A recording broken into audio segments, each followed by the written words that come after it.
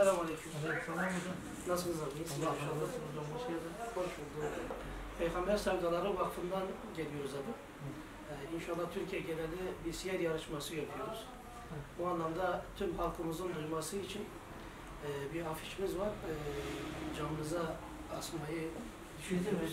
İzin verirseniz inşallah asalım. Az yapsın zaten. Herkes duysun, girsin. Selamünaleyküm. Aleykümselam abi, Allah razı olsun. Nasılsınız abi? İyisiniz inşallah. Hocam Türkiye geneli Peygamber Sevdaları Vakfı olarak siyer yarışması yapıyoruz. Allah razı olsun. Allah razı olsun. Bu anlamda bir afişimiz var. Böyle izin verirseniz uygun bir yere afişimizi asmak Peygamber istiyoruz. Resulü'nde canımız feda abi. Neresi hoşunuza giderse orası. Allah razı Sıkıntı olsun. yok abi. Teşekkür ederiz. Çok sağ İnşallah olun. biz de yazılacağız. Pandemi dolayısıyla nasıl olacak? Sınav biraz açıklar mısın? Yani halkı biraz aydınlatabilir misiniz? Evet, öncelikle Rabbim tüm dünyaya bu anlamda şifa versin inşallah. Bu belayı üzerimizden kaldırsın. Geçen günlerde okullar yapıyoruz. Pandemi dolayısıyla okullar tatil biliyorsunuz. Evde bilgisayarlar online üzeri olarak gireceğiz. Evet, online kayıtlarımız online, kitaplarımız da online.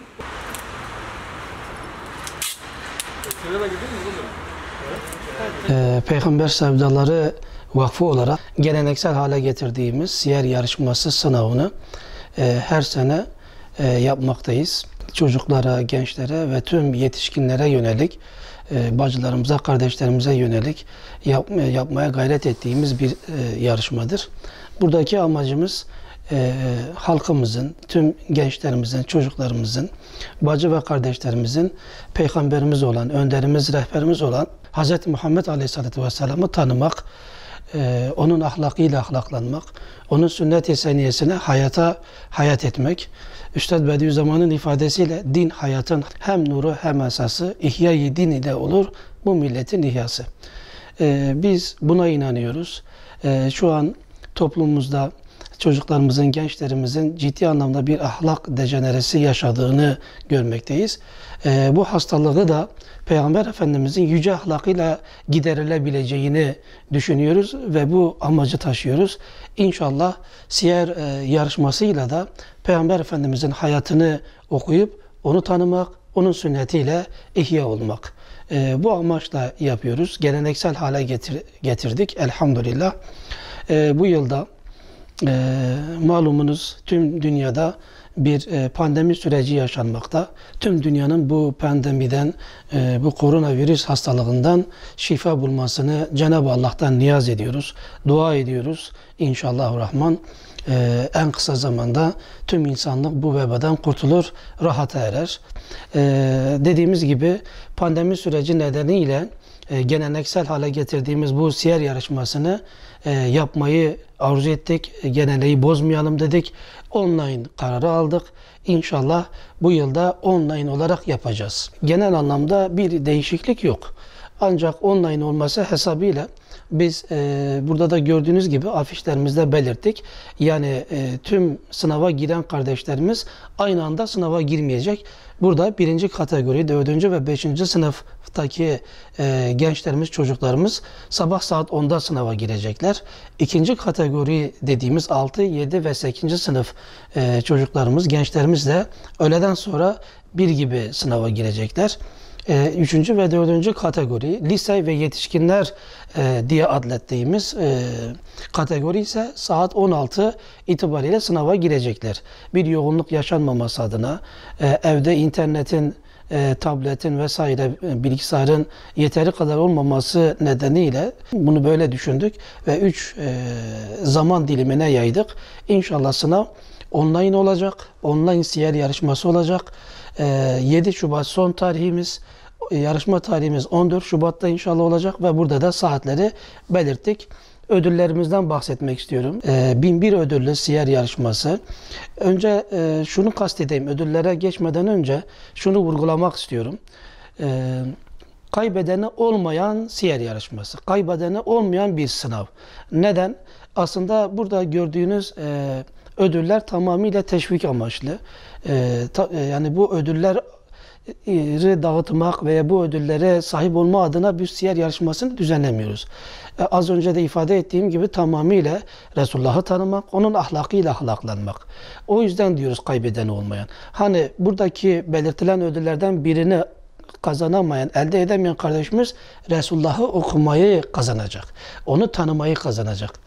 Ödüllerimiz ise gördüğünüz gibi afişte tablet, bisiklet, bilgisayar, teleskop, altın, saat, drone, çanta, namazlık, futbol topu vesaire bu çerçevede 1001 ödüllü siyer yarışmasını inşallah online olarak bu yıl yapacağız.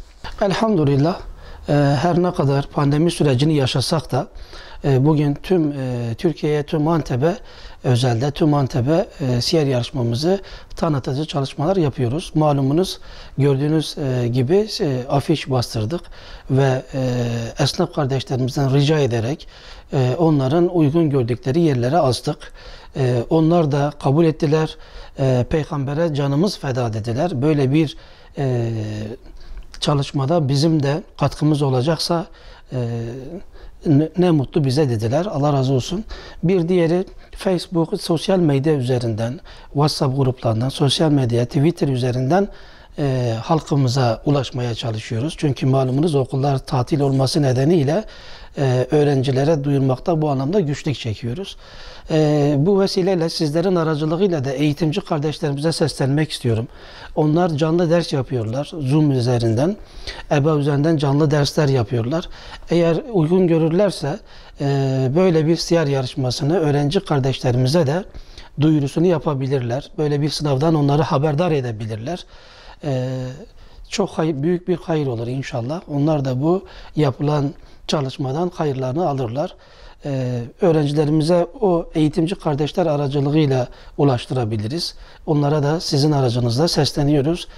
Böyle bir yarışmaya destek çıkmalarını rica ediyoruz. Pandemi nedeniyle yetkililer hafta sonu kısıtlaması, hafta içi belli saatler arasında kısıtlamalar getirdiler. Bu vesileyle tüm kardeşlerimize bu sınava girmelerini istiyoruz ve bu sınavda yani yeteri kadar vakitin olduğunu inşallah bu vakit dilimini Resulullah'ı okuyarak geçirebileceklerini onlara sizin aracılığınızla seslenmek istiyoruz. Evde bireysel okusunlar, ailece okusunlar, birbirlerine soru çıkarıp birbirleriyle bu işi daha eğlenceli hale getirebilirler. Birbirlerine soru sorabilirler. Dolayısıyla birlikte hazırlanmış olurlar. Hem daha kalıcı olur. Bu öğrenme şekliyle daha kalıcı bir öğrenme gerçekleşir diye düşünüyoruz. İnşallah bu vesileyle hafta sonu evdeki sokağa çıkma yasağı nedeniyle herkes evlerinde Resulullah'ı okuyup Resulullah'ı birbirleriyle gündem edebilirler. Evlerine misafir edebilirler. İnşallah biz diyoruz ki bu süreci Resulullah'ı okuyarak, onu tanıyarak daha hayırlı bir şekilde geçirebiliriz. Hoş geldiniz abi.